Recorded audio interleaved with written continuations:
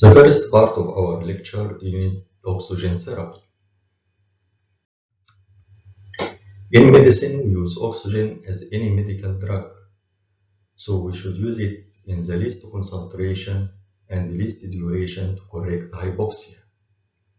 Our aim is to keep oxygen saturation of blood around 95%. So our goals of oxygen therapy to correct hypoxia and to relieve its symptoms. This diagram shows oxygen cascade. It describes changes in oxygen tension from dry atmospheric air till it reaches to the venous blood. As we see, the tension of oxygen in dry atmosphere is 160. When it reaches the trachea, it becomes humidified, so the tension reduced to 150. Then when it reaches the alveoli, it is mixed with gas in the alveoli, such as nitrogen and carbon dioxide, so tension reduced to 105.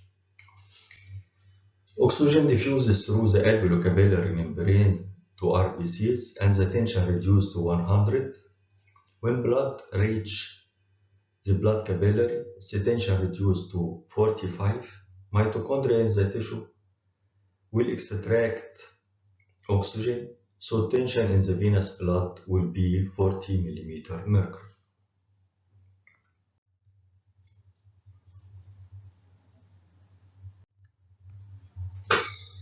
Tissue oxygenation depends on ventilation, gas exchange at lung, and adequate circulation.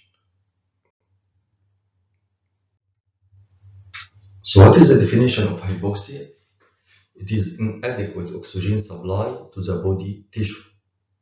If it affects the entire body, so it is generalized hypoxia. If it affects only localized region, so it is a localized hypoxia.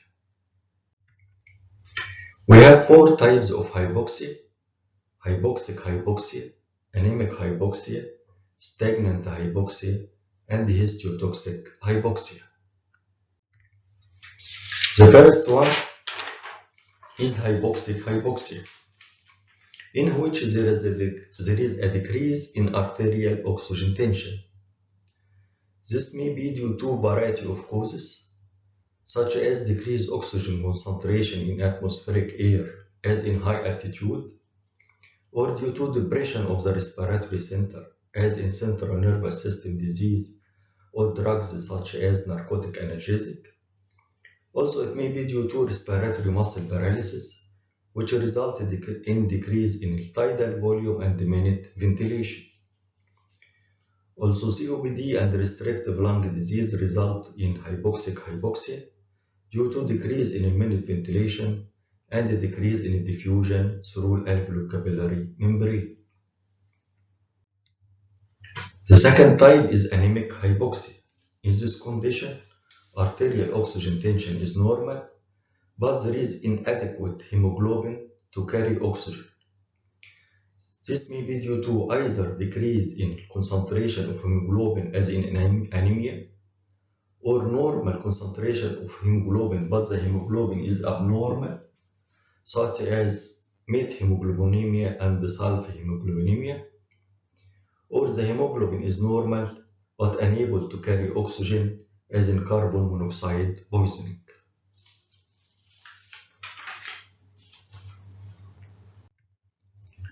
The third type is stagnant hypoxia, in which arterial oxygen tension and hemoglobin are normal, but the heart cannot pump blood to the body tissue in adequate velocity, as in case of congestive heart failure. In histiotoxic hypoxia, the problem is due to inability of the tissue to extract oxygen from hemoglobin, as in case of cyanide poisoning.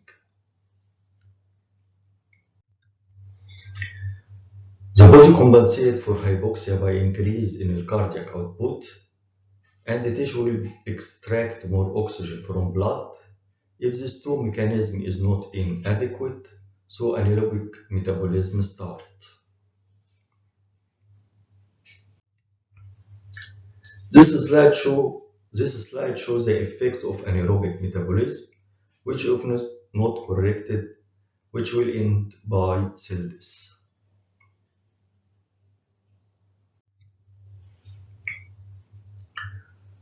So the goal of oxygen therapy is to correct hypoxia by increasing alveolar and the blood level of oxygen, so we can reduce the symptoms of hypoxia and minimize cardiopulmonary overload.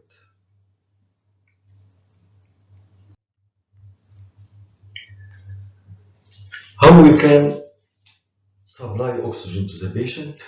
First, oxygen is stored in cylinder which have a black colors and white shoulder, can be delivered directly to the patient from the cylinder or through outlet in the patient room.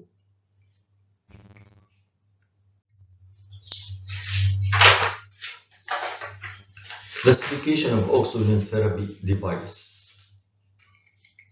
We deliver oxygen from oxygen cylinder or oxygen outlet through two different systems. The first system called low flow system, the second system called high flow system. In low flow system, the flow doesn't meet the inspiratory demand, so oxygen is diluted with atmospheric air during respiration. The device of low flow system have limited reservoir to store oxygen, and all low flow system device cannot give constant concentration of oxygen to the patient. The concentration of oxygen reached to the patient will depend on the tidal volume and the respiratory rate of the patient. This is the first device of low flow system, which is the nasal bronch.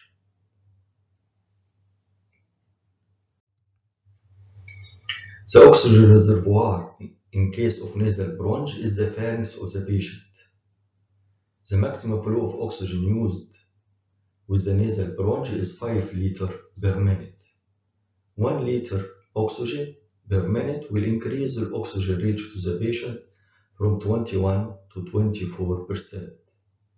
Then every extra liter will add 4%. So oxygen, the maximum level of oxygen from the nasal bronch is to increase it from 25 to 40%.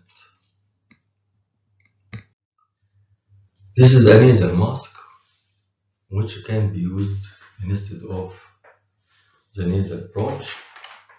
It gives the same concentration, but it is more comfortable to the patient than nasal bronch. The second device for the low flow system is a simple face mask. It surrounds the nose and the mouth of the patient, and it has lateral holes for expiration to get out. The oxygen reservoir in face mask is the volume of the mask and the pharynx of the patient. So as we increase the reservoir, the concentration of oxygen reached the patient will be increased. We can use oxygen flow from 5 to 10 liters per minute to obtain oxygen concentration from 35% to 60%. The third device is mask with a reservoir bag. It is like simple face mask, but we added a plastic bag. Oxygen will collect in this bag and the patient inspire from it. The oxygen reservoir will be the bag volume, mask volume, and the pharynx, so the concentration of oxygen increased. The disadvantage of this device is there is some sort of rebreathing, so part of patient expiration enters the bag and mixed with oxygen to be inspired again. So there is a sort of rebreathing.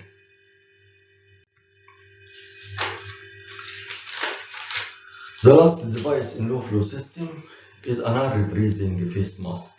It is like mask with a reservoir bag, but we added one-way valve between the bag and the mask to prevent rebreathing. and another valve to allow expiration to get out. It can provide up to 70% oxygen concentration. The second system of oxygen delivery is high flow system. This system can provide constant and predictable concentration of oxygen. The concentration of oxygen doesn't depend on respiratory rate or tidal volume of the patient, so it is useful in the management of COPD patient.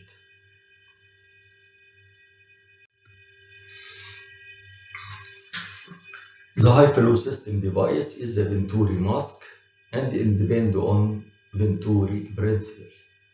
This formed of mask like simple face mask with an interchangeable Venturi valve. Written on each Venturi valve, the flow of oxygen needed and the concentration of oxygen will be given.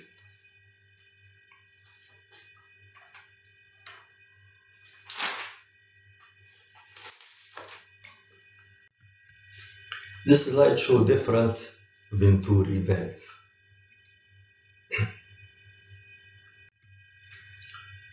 This slide shows how Venturi mask work.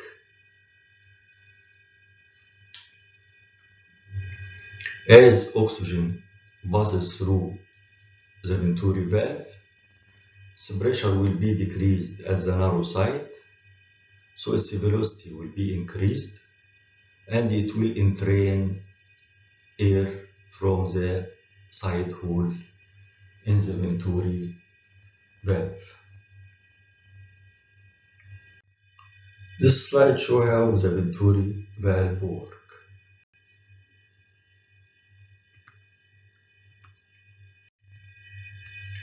This diagram shows how the Venturi mask works. The flow of oxygen through the Venturi valve is 2 liters per minute. This flow will entrain 28 liters per minute of air through the side port of the valve, so the total gas flow reaches the patient is 30 liters per minute.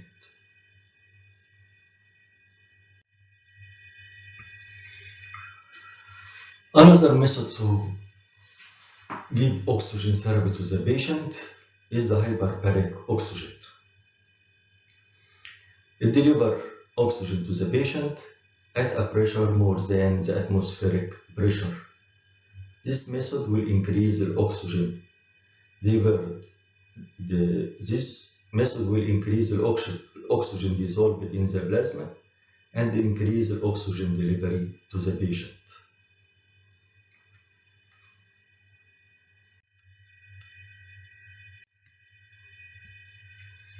Finally, what is the hazard of oxygen therapy?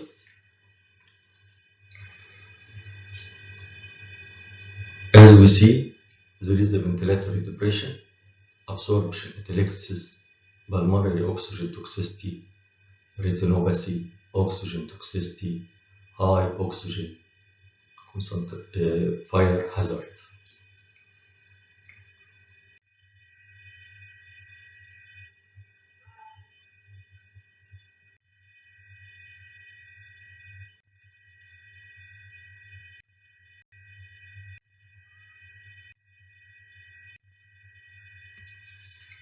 Now is the second part of our lecture, which is about patient monitoring during anesthesia.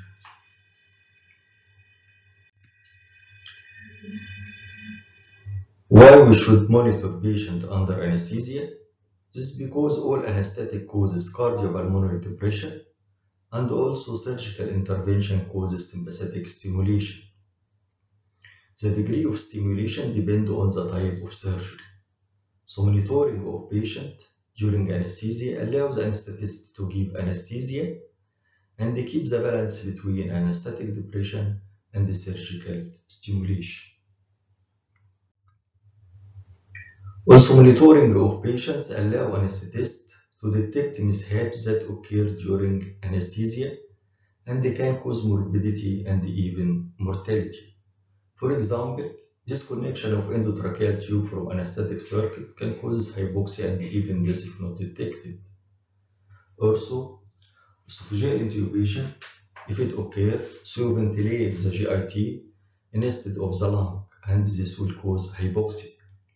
Bronchial intubation, if you put the endotracheal tube in one bronchus, so you ventilate only one lung, and the other lung will be collapsed at the end of surgery.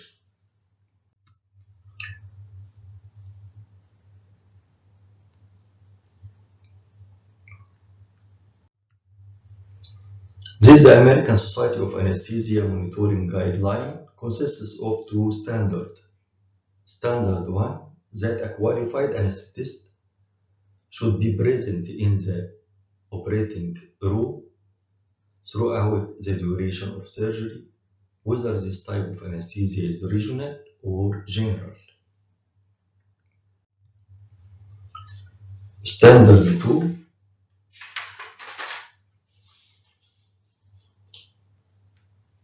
so what I should monitor during anesthesia? So I should monitor the patient oxygenation, ventilation, circulation, and temperature.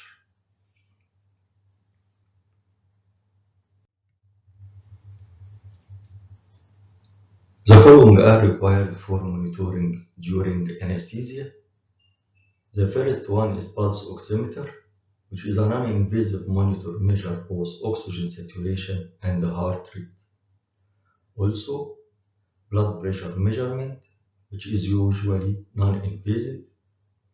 ECG monitor, which is show continuous trace of ECG wave. Also, it measures heart rate and detect any abnormal breath. Capnograph, it is a device which measures end-tidal carbon dioxide in patient expiration, and it also measures the respiratory rate. Also, anesthetic gas monitor, which measures the inhalation and anesthetic concentration given to the patient. We should also measure body temperature to avoid hypothermia or hyperthermia, especially in neonates and the infant, and in long duration surgery. Also, we should have a peripheral nerve stimulator to monitor the degree of neuromuscular block drugs and to give up top-up doses of muscle relaxant.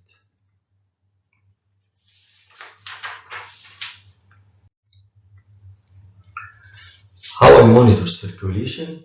The simple method is by palpation of the radial artery or by putting a stethoscope in the heart to auscultate the heart. The monitor, if you have a monitor for ECG, it will trace the ECG and you can monitor arrhythmia. Blood pressure can be measured by normal sphygmomanometer or by automatic devices.